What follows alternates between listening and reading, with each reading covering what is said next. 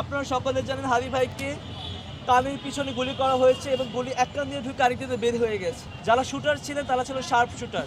Shooter এমন হয় যে সে চলন্ত বাইকে করে কিভাবে গিয়ে একজন মানুষকে গুলি করে দেয়, তাও আবার এতটা অ্যাকুরেট জায়গা। প্রশ্ন আসে না? অবশ্যই প্রশ্ন আসে। এমন একটা জায়গায় গুলি করা হয়েছে যে হাদি ভাইকে মাথায় গুলি করার কথা ছিল, কিন্তু তার এদিক দিয়ে গুলি লাগে। আলহামদুলিল্লাহ, আল্লাহ অন্তত তাকে মাথায় গুলি করে তাদেরকে বাঁচিয়ে দিয়েছে। আমরা বলতে চাই এই গুলি যারা করেছে তারা ছিল একজন প্রফেশনাল লেভেলের বন্দুকবাজ, এবং অবশ্যই এর পিছনে অনেক বড় একটি ষড়যন্ত্র এবং চক্রান্ত রয়েছে। আমরা আসলে হাদি ভাইয়ের কেউ যোগ্য না, আমরা হাদি ভাইয়ের যোগ্য হতেও পারিনি। তবে এতটুকু বলতে চাই আমরা সবাই হাদি ভাইয়ের জন্য আছি, এবং ইনশাআল্লাহ হাদি ভাই আমাদের সকলের পরিচয় এবং আমাদের সকলের অহংকার, আমাদের সকলের আইডল। হাদি ভাই যতদিন বেঁচে থাকবেন ততদিন বাংলাদেশ বেঁচে থাকবে ইনশাআল্লাহ, এবং হাদি ভাইকে আমরা মরতে দেবো না। সর্বশেষ বলতে চাই, রাত 8টা বাজে হাদি ভাইকে এবারকার হাসপাতালে নেওয়া হয়।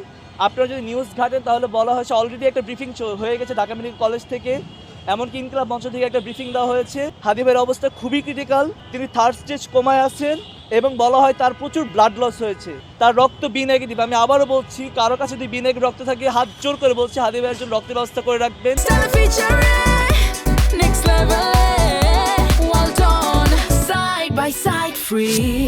হাদি ভাই বর্তমানে এভারকেয়ার হাসপাতালে আছে, তিনি মৃত্যুর সাথে লড়াই করছেন, তার একটা 3 মাসের বাচ্চা আছে।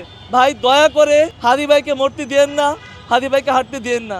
এই মানুষটা দোষ একটাই ছিল যে সত্য কথা বলতো, এই মানুষের জন্য কথা বলতো, হকের কথা বলতো। হকের কথা বলার এতই দোষ যে আমাকে গুলি করে দিবা? হাদি ভাই, আপনাদেরকে একটা ঘটনা বলি। এই ঘটনাটা আসলে আমি অনেককে বলি না, আমি খুব পার্সোনালি রাখি। হাদি ভাই এমন একটা মানুষ, তিনি যখন সবার আগে আসেন আমাদের সাথে দেখা করেন, সবার আগে আমাদেরকে তো তোমরা কি চা খাইছো, সকালে নাস্তা করছো, সবার আগে এটা বলেন যে তোমরা কি চা খাইছো, সকালে নাস্তা করছো। সবাইকে নাস্তা তিনি নিজের টাকা দিয়ে নাস্তা করান, নিজের টাকা দিয়ে চা খাওয়ান।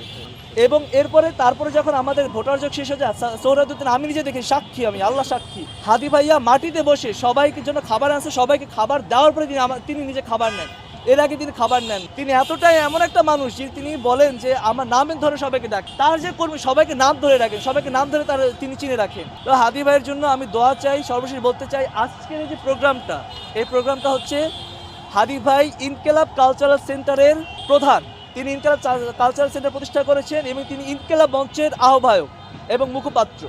হ্যাঁ, এটা এখন ভাইয়া দেখেন, একটা বড় ঘটনা হলে গুজব অনেক বেশি ছড়ায়।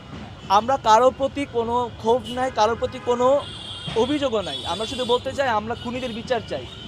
আর ইনশাল্লাহ আমার বাংলাদেশের আইনের প্রতি আমার ভরসা আছে, অন্তত এতটুকু ভরসা আছে যে তারা আমাদেরকে ন্যায় বিচার করবে। আমি শুধু এইটুকু বলতে চাই, আপনারা সবাই একটু ধৈর্য ধরুন, এখন হাদি ভাইয়ের জন্য দোয়া করেন, এবং হাদি ভাইয়ের খুনি, হাদি ভাইকে কারা গুলি করেছে এবং এর পেছনে কারা কারা জড়িত, সবার নাম ইনশাল্লাহ উঠে আসবে।